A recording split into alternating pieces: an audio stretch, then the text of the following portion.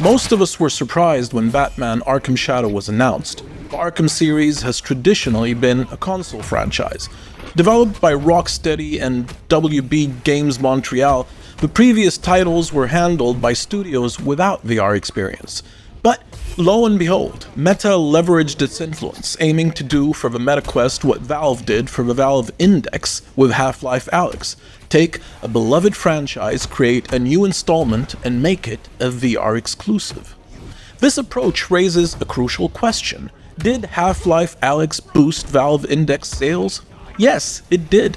Following the announcement, Valve's Index sales saw a significant jump with 103,000 units sold in just over a month. A strong franchise can drive hardware adoption, so is Batman Arkham Shadow good? And can it sell Quest headsets? Hopefully, this review will answer the first question. As for the second question, we'll leave that up to you. Tell us what you think in the comments. Taking place early on in Batman's career, Arkham Shadow is a sequel to a prequel. It takes place after Batman Arkham Origins and fleshes out some of the early history of Bruce Wayne, featuring various characters known to fans of the lore, including Harvey Dent, Jim Gordon, Dr. Harleen Quinzel, Dr. Leslie Tompkins, and several others. As the game begins, you assume the character of Matches Malone, a small-time Gotham City gangster that first appeared in Batman 242 during a character-defining run that was written by Dennis O'Neil, illustrated by the incredible Neil Adams, and penciled by Dick Giordano. To many long-time Batman readers, myself included, this was truly an iconic era. You don't need to know any of this to enjoy the game or appreciate the progression of the narrative, but it does demonstrate the intimacy that the writing team, led by narrative director Brendan Murphy and lead writer Alex O. Smith, have with the original source material. Anyway, I digress. As Batman Matches Malone, you set fire to the bat signal above the Gotham police station, promptly get arrested, and then sent to Blackgate Prison, where much of the game takes place.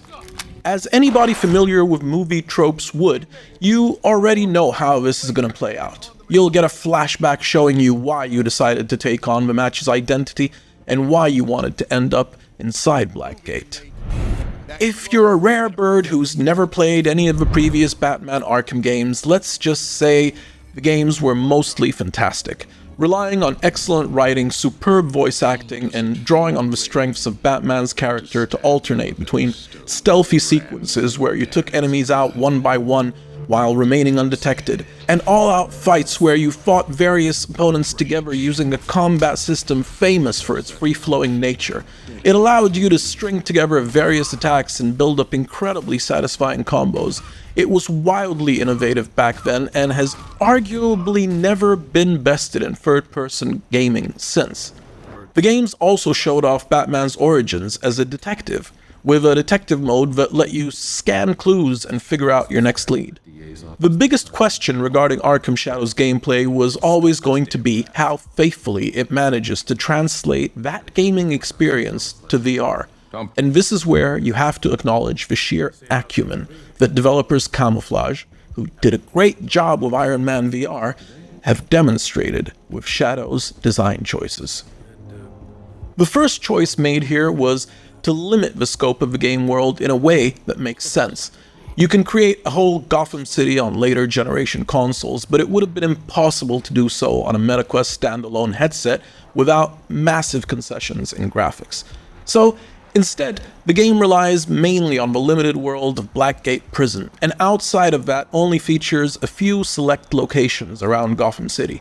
And it weaves a story that works well within those confines, preventing you from feeling that the spatial limitations are contrived. The other choice made here was to alter the free-flowing nature of the combat, leading to a mixture of free decisions regarding who you'll strike next and when, and short, prompted, almost QTE sequences that occur during combat sequences. So you'll pick your enemy, punch, dash towards them, then be prompted to deliver a jab, uppercut, or hook, and sometimes a beat down with both hands or a punch after you've grabbed an opponent's leg. Things like that. Initially, I was a little disappointed that the combat didn't replicate the free-flowing nature of the console games, which was excellent for flow-state combat. However, after a few hours I adjusted. I stopped comparing it to the originals and appreciated that despite sacrificing some of the original feel, it provided an intense workout. It's easy to take on small fights with only 3 or 4 enemies, but when you go through a big battle with 10 enemies or more, you're gonna work up a good sweat. I checked my move stats, and on longer sessions of 90 minutes or so, I was burning up around 500 calories playing this game. Predator sequences, on the other hand, have carried over perfectly to VR, and feel just like they did in the flat games, except, well, much better. You're Batman, perched over your enemies, picking them off one by one with stealth takedowns until the last one is down. When you get good at those sequences, they feel, well, for lack of a better word, perfect. Arkham Shadow replaces the Riddler trophies of the previous games with Rat King statues that are often in difficult to reach areas, requiring some puzzle solving to reach. These are all optional and provide some head-scratching relief from the action of the combat sequences. As you progress through the game, your arsenal also evolves, with skill or progression trees for your combat skills, your suit, gadgets, and predator skills. The game already starts with many of those unlocked, but as you gain experience points, you can unlock more, like letting you use sonic batarangs, various combat combos, quicker and stealthier takedowns, and more. Some of these are only available once you've received new gadgets, like the Bat Claw or the Shot Gloves, all delivered by Alfred via the Batwing. This helps you feel more and more powerful as the game progresses, and by the end you really do feel like a perfectly capable Dark Knight, ready to take on whatever Gotham's criminals and twisted villains throw your way.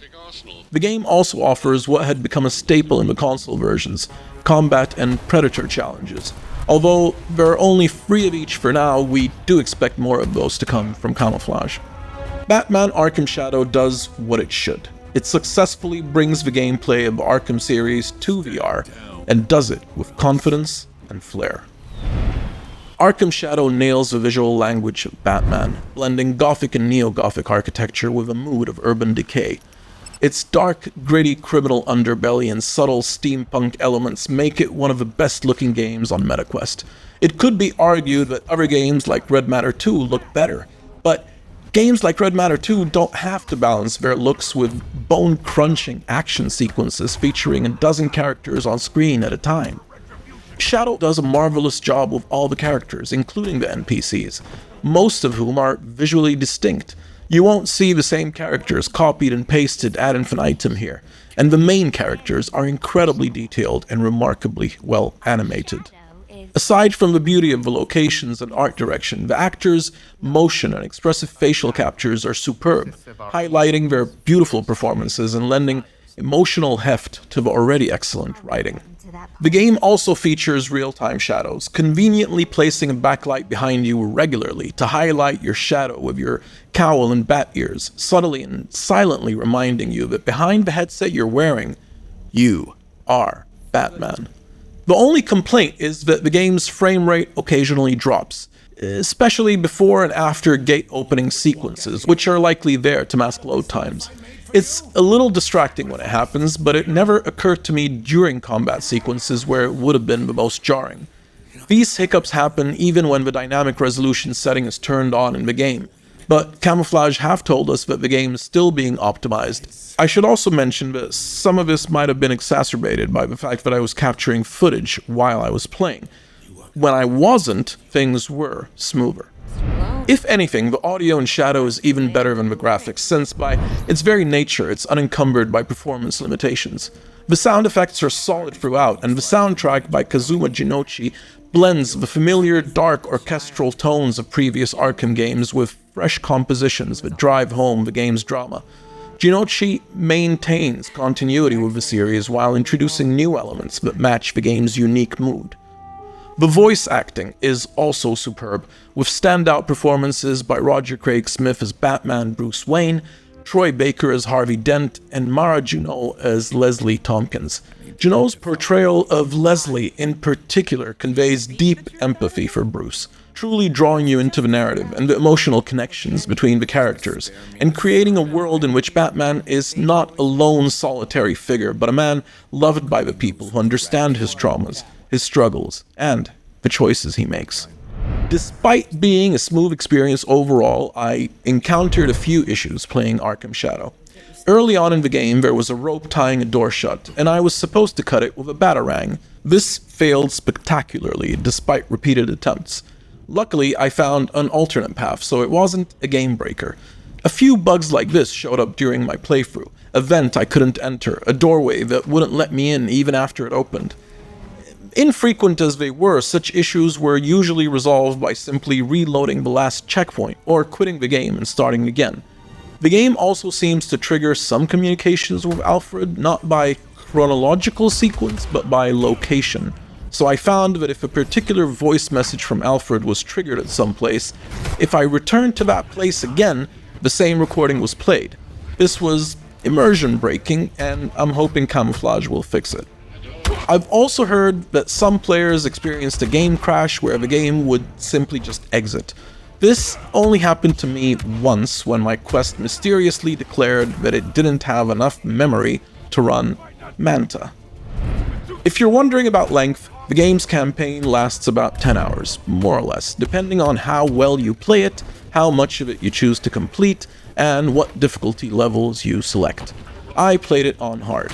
The combat and Predator challenges could add significantly to that time if you enjoy those modes. So let's get to the conclusion, shall we? Batman Arkham Shadow is a remarkable achievement in standalone VR, featuring a compelling story, strong character development, stunning graphics, immersive combat, and captivating performances. It shows how well the Caped Crusader translates across different media and highlights and builds upon the impressive world and mechanics created by Rocksteady way back in 2009. It also reflects the dedication, love, and respect that Camouflaj and director Ryan Payton have shown for both the character and the earlier Arkham games. And in the process, it proves that Batman's world can thrive in VR, making Arkham Shadow a must-play for both VR fans and Batman enthusiasts alike. 9.5 out of 10. Nightly. The man with the gun. If you've enjoyed this review or found it useful in any way, give us a like, give us a subscribe, check out some of our other reviews, and have a wonderful day.